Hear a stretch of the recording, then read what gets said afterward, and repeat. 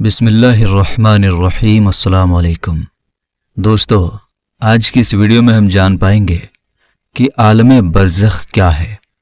اور روحیں عالم برزخ میں کیسے رہتی ہیں، بلکہ عالم برزخ کے حوالے سے ایک یہودی عورت کا واقعہ بھی آپ کو بتائیں گے کہ جب ایک یہودی عورت نے سیدہ عائشہ صدیقہ رضی اللہ تعالی عنہا کو عالم برزخ کے بارے میں بتایا تو حضرت عائشہ رضی اللہ تعالی عنہا نے عالم برزخ کا انکار کیوں کیا تھا۔ ویڈیو میں آپ یہ بھی جان پائیں گے کہ انسان کے مرنے کے بعد کیا ہوتا ہے، یعنی عالم برزخ کی زندگی کیسی ہے، یہاں پر لوگ کیسے رہتے ہیں، لوگ یہاں پر کیا کھاتے پیتے ہیں، اور ہاں یہ بھی آپ کو بتائیں گے کہ انسان جب مر جاتا ہے تو عالم برزخ میں دنیاوی باتوں کو کیسے یاد رکھتا ہے۔ دوستو، عالم برزخ کے بارے میں روایات میں اس طرح بتایا گیا ہے کہ عالم کہتے ہیں دنیا کو، اور ہمارے لیے یہ 4 عالم ہیں، یعنی 4 دنیا ہیں: عالم ارواح، عالم دنیا، عالم برزخ، عالم آخرت۔ جی ہاں، یہ حقیقت میں 4 عالم ہیں، اور ہر عالم کے احکام الگ الگ ہیں، اور ہر انسان کو ان سب سے گزرنا ہے۔ لیکن یہ الگ بات ہے کہ ہر ایک جگہ پر رہنے کا وقت الگ الگ ہوتا ہے۔ اللہ پاک نے انسانوں کے ایک دنیا سے دوسری دنیا میں جانے کے لیے الگ الگ وجوہات پیدا کیے ہیں، جیسا کہ عالم ارواح یعنی روحوں کی دنیا سے اس دنیا میں آنے تک کا ذریعہ ماں باپ ہیں، اور اس دنیا سے عالم برزخ کی دنیا تک جانے کا ذریعہ موت ہے، اور عالم برزخ سے عالم آخرت تک جانے کا ذریعہ سور ہے جو حضرت اسرافیل علیہ السلام پھونکیں گے۔ لیکن آج کا ہمارا ٹاپک صرف عالم برزخ ہے۔ میرے دوستو، برزخ کے لفظی معنی آڑ یا پردہ کے ہیں۔ انسان کے موت سے لے کر میدان محشر قائم ہونے تک کا وقت برزخ کہلاتا ہے۔ یعنی اگر یہ کہا جائے کہ یہ وہ جگہ ہے کہ جس میں موت کے بعد قیامت تک روحیں رہتی ہیں تو یہ غلط نہ ہوگا۔ یعنی برزخ میں سارے انسانوں اور جنوں کو موت کے بعد رہنا ہے، اور یہ عالم برزخ ہماری دنیا سے بہت بڑا ہے۔ یعنی برزخی زندگی دنیاوی زندگی سے بہت بڑی ہے، لیکن وہ بھی ایک دن ختم ہو جائے گی۔ اللہ پاک سورہ مومنون میں فرماتا ہے، اور ان کے آگے ایک آڑ ہے اس دن تک جس میں یہ اٹھائے جائیں گے۔ میرے دوستو، عالم برزخ میں پہنچنے کے بعد انسان کا آخرت کی طرف سفر شروع ہو جاتا ہے۔ حضور پاک صلی اللہ تعالی علیہ وسلم نے اس بارے میں فرمایا، بے شک آخرت کی سب سے پہلی منزل قبر ہے۔ اگر قبر میں انسان کامیاب ہو گیا تو آگے کا راستہ بھی آسان ہو جائے گا، اور اگر اس میں کامیاب نہ ہو سکا تو آگے کا راستہ بہت کٹھن ہوگا۔ بلکہ سیدہ عائشہ صدیقہ رضی اللہ تعالی عنہا کو جب ایک یہودی عورت نے قبر کے عذاب کے بارے میں بتایا اور ان سے کہا کہ اللہ تجھے قبر کے عذاب سے بچائے، تو حضرت عائشہ رضی اللہ تعالی عنہا نے مسلمانوں کے لیے عذاب قبر کا انکار کیا۔ لیکن جب نبی کریم صلی اللہ تعالی علیہ وسلم نے عائشہ صدیقہ رضی اللہ تعالی عنہا کو بتایا کہ قبر میں عذاب مسلمانوں کو بھی ہو سکتا ہے اور گناہوں کی وجہ سے انہیں بھی عذاب ہوگا، تو سیدہ عائشہ صدیقہ رضی اللہ تعالی عنہا نے نبی اکرم صلی اللہ تعالی علیہ وسلم کے فرمان کو مان لیا۔ یہ واقعہ حدیث کی بہت ساری کتابوں میں ملتا ہے، جس کی ڈیٹیل کچھ اس طرح ہے کہ ام المومنین سیدہ عائشہ صدیقہ رضی اللہ تعالی عنہا کو پہلی بار ایک یہودی عورت نے قبر میں عذاب کے بارے میں بتایا، لیکن انہوں نے اس کو سچ نہیں مانا، اور پھر نبی پاک صلی اللہ تعالی علیہ وسلم نے بھی یہودیوں کو جھوٹا کہا۔ بعد میں آپ صلی اللہ تعالی علیہ وسلم پر وحی یعنی اللہ تعالی کی طرف سے پیغام بھیجا گیا،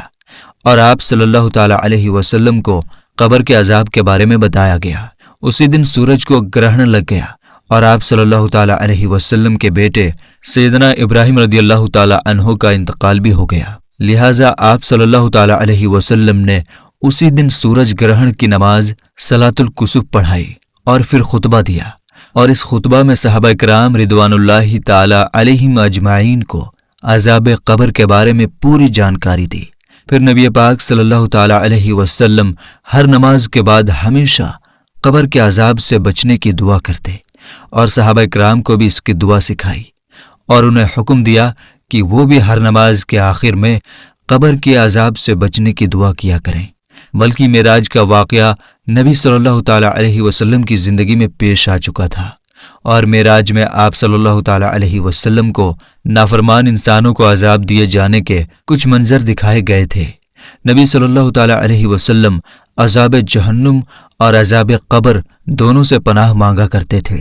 اور اسی طرح آپ صلی اللہ تعالیٰ علیہ وسلم نے واضح فرما دیا کہ عذاب جہنم اور عذاب قبر دونوں الگ الگ حقیقتیں ہیں۔ بلکہ حضور صلی اللہ تعالیٰ علیہ وسلم نے فرمایا کہ جب انسان کا انتقال ہو جاتا ہے تو اس پر صبح و شام اس کا ٹھکانہ دکھایا جاتا ہے۔ اگر وہ جنتی ہے تو جنت والوں کی جگہ، اور اگر جہنمی ہے تو جہنم والوں کی جگہ اس کو دکھائی جاتی ہے۔ پھر کہا جاتا ہے کہ یہ تیرا ٹھکانہ ہے، یہاں تک کہ اللہ تجھ کو قیامت کے دن اٹھائے گا۔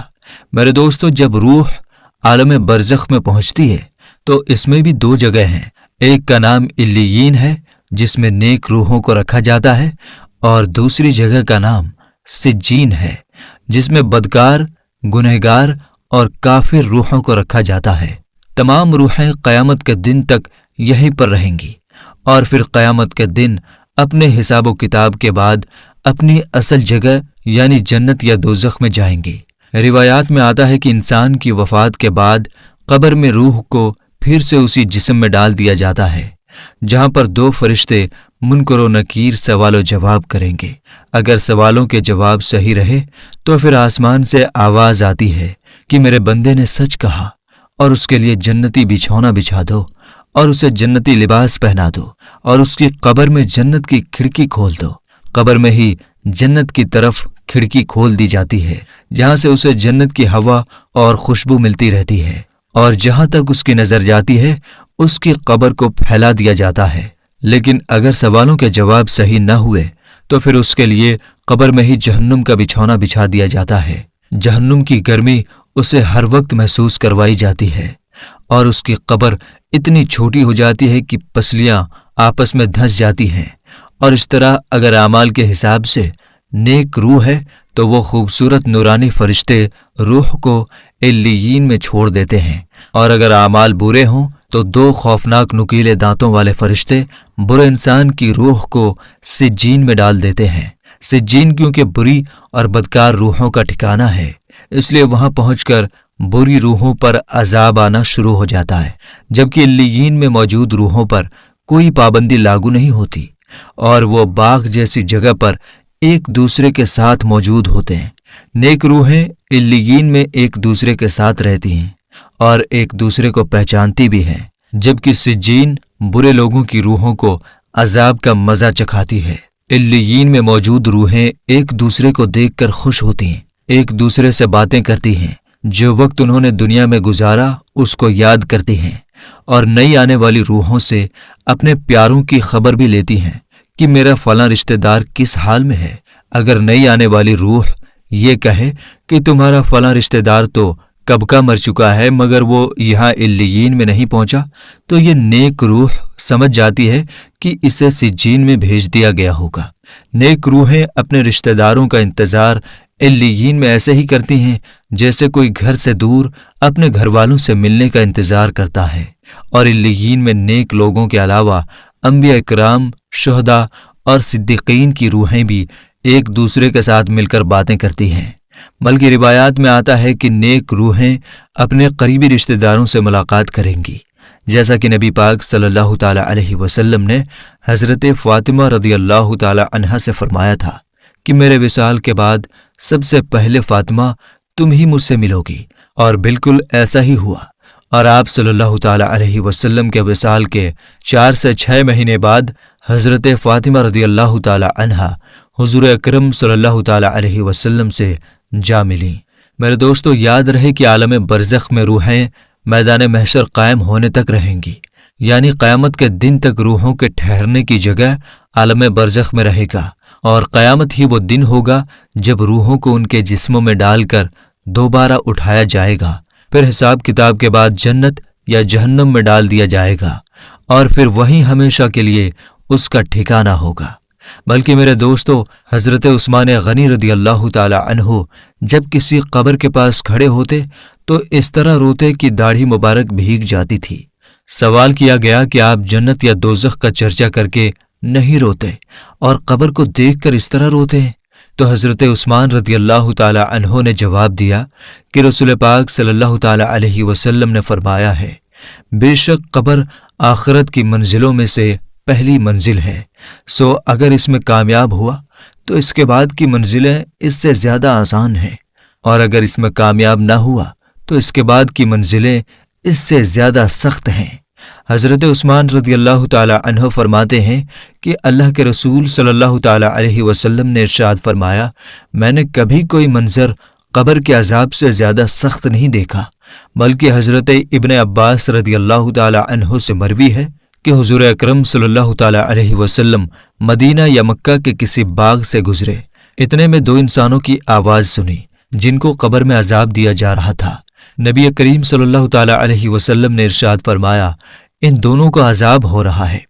اور کسی بڑے کام کی وجہ سے عذاب نہیں ہو رہا، بلکہ ایسی معمولی باتوں پر جن سے یہ بچ سکتے تھے۔ پھر آپ نے فرمایا، ان دونوں میں سے ایک پیشاب کے چھینٹے سے نہیں بچتا تھا اور دوسرا چغلی کرتا پھرتا تھا۔ پھر آپ صلی اللہ تعالی علیہ وسلم نے ایک ٹہنی منگوائی، پھر اس کے دو ٹکڑے کیے، پھر ایک ایک ٹکڑا دونوں قبروں پر رکھ دیا۔ صحابہ نے عرض کیا، یا رسول اللہ صلی اللہ تعالی علیہ وسلم، آپ نے ایسا کیوں کیا؟ آپ صلی اللہ تعالی علیہ وسلم نے فرمایا، شاید ان دونوں کا عذاب ان کے سوکھنے تک ہلکا کر دیا جائے۔ میرے دوستو، اب آئیں ہم سب مل کر اللہ تعالیٰ سے دعا بھی کرتے ہیں کہ اے میرے مولا، ہمیں صحت اور تندرستی والی زندگی عطا فرما، اور جب ہم فوت ہو جائیں تو مرنے کے بعد ہماری قبر کو جنت کا باغ بنا دے، اور عالم برزخ میں ہمارا ٹھکانہ نیک روحوں کے ساتھ علیین میں بنا دے۔ آمین یا رب العالمین۔